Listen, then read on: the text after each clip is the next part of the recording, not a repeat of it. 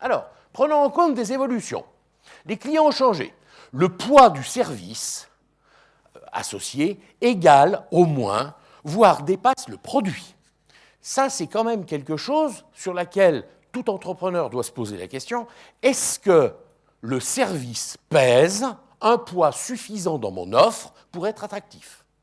Si la réponse est non, revoyons notre copie. La deuxième vie, ou la longévité du produit, est un critère de choix. C'est exactement l'inverse d'il y a encore 20 ans. Exactement l'inverse. Maintenant, on va regarder si le produit est soit recyclable, deuxième vie, ou réutilisable, ou sa durée de vie. Le frigidaire que l'on savait être mort dans 4 ans ne se vend plus. C'est fini. Il faut le savoir. L'impact du produit et de son enveloppe, l'enveloppe c'est l'emballage, sur l'écosystème devient un incontournable. Nombre de produits ont vu leur chute, une chute forte parce que les clients les boudent, simplement parce que l'enveloppe marketing qui les entourait devenait trop prégnante dans le choix ou la poussée de ce choix. C'est intéressant de voir ça. On s'aperçoit, vous avez pu voir, que les clients demandent maintenant des sacs en papier dans lesquels ils peuvent mettre directement le produit, donc on ne passe pas par un emballage intermédiaire, etc. etc. Et je ne suis pas écolo, mais ça joue. La proximité est un élément déterminant. Les grandes surfaces qui étaient implantées à 10-12 km du centre-ville réintègrent les centres-villes. Parce qu'on ne veut plus passer une demi-heure de voiture pour aller faire ses courses. Alors, soit on le remplace par un service, on veut bien que les courses arrivent à nous, soit on veut les faire à pied dans un rayon de 500 mètres. Les clients ont changé. C'est exactement l'inverse d'il y a 20 ans. Les employés ont changé. L'équilibre entre vie privée et temps de travail est essentiel maintenant.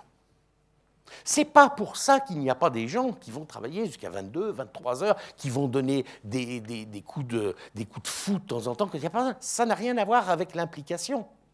C'est que l'équilibre est pris en compte. On ne sacrifie plus l'un pour l'autre.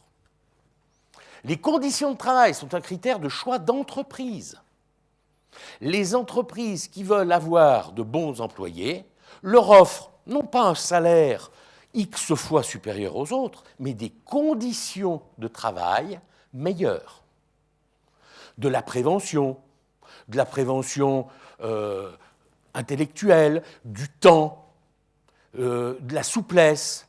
On vous parlera d'agilité tout à l'heure, c'est exactement ça, de façon à ce que les gens puissent avoir une vie chez vous. La capacité de créativité, la participation sont des éléments constitutifs de fidélité maintenant. C'est bien d'augmenter tous les ans de X% le salaire parce que vous avez 5 ans, 6 ans, 7 ans d'ancienneté. Ça ne suffit plus. Ça ne suffit plus du tout. Maintenant, si vous voulez que la personne soit attachée à votre entreprise, il faut qu'elle puisse s'y exprimer. Dans un cadre qui n'est pas donné par vous, mais qui est décidé par l'employé, qui pourra vous servir. Je vous rappelle quand même que 80% des grandes innovations technologiques sont nées de la créativité des employés des entreprises, et pas du recherche et développement. Intéressant. Les produits ont changé. Le mode d'acheminement, le lieu de production sont constitutifs d'attrait. Oui, on peut manger des fraises à Noël. Si elles viennent du Chili, elles seront moins attrayantes que si elles viennent de plus près. Maintenant, on peut aussi se passer de fraises à Noël. La nature des composants est un critère de choix. Quand vous regardez un produit et si vous voyez qu'il y a 15 formules chimiques que vous ne comprenez pas obligatoirement, je ne sais pas pourquoi, il est moins attrayant que celui qu'on n'a pas. Je n'ai pas dit qu'il était meilleur, mais curieusement, on est en train de se rendre compte qu'on regarde ça alors qu'avant, on ne le regardait pas. La nouveauté utile intéresse. Alors, on m'a dit que l'iPhone 6 était un super succès. Ouais, tout est relatif, mais vraiment très, très relatif. Parce que la nouveauté n'a pas été perçue comme suffisante pour basculer tous ceux qui avaient le précédent à passer à celui-ci. Noël arrive, vous inquiétez pas, ils en vendront. Mais quelque part, ça n'a plus suffi. Le cosmétique ne suffit plus. Intéressant. Les entreprises ont changé aussi. Alors, la structure capitalistique évolue. Il n'y a qu'à étudier simplement les bilans de nos entreprises pour voir la part de l'immatériel par rapport à la part de matériel dedans. L'immatériel, maintenant, représente les 2/3 de la valeur de l'entreprise. Je dis les 2/3, pour certaines entreprises, c'est les 150%. Alors, on peut ne pas aller jusque-là, mais quand même. Les modes de financement évoluent. On parle du crowdfunding, on parle de choses comme ça. On va s'apercevoir qu'il n'y a plus obligatoirement qu'un banquier ou qu'un riche mécène. On va s'apercevoir que ça peut devenir un réseau. La répartition des résultats évolue, les participations deviennent actives. J'ai entendu dire en France, pays voisin s'il en est, qu'on risque même d'évaluer les fonctionnaires et de les payer plus ou moins bien en fonction de leurs résultats. Ça va pas être facile, mais enfin bon.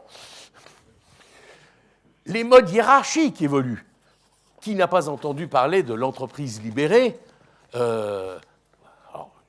on a un spécialiste tout à l'heure qui peut-être nous en dira 2 mots, mais la hiérarchie n'est plus pyramidale.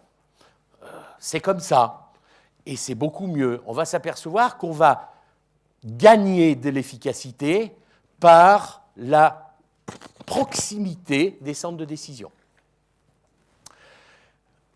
Et les impacts sociétaux sont pris en compte. On parle toujours de l'empreinte carbone. Par exemple, est-ce que quand je fais ça, il y a une empreinte carbone plus ou moins forte ?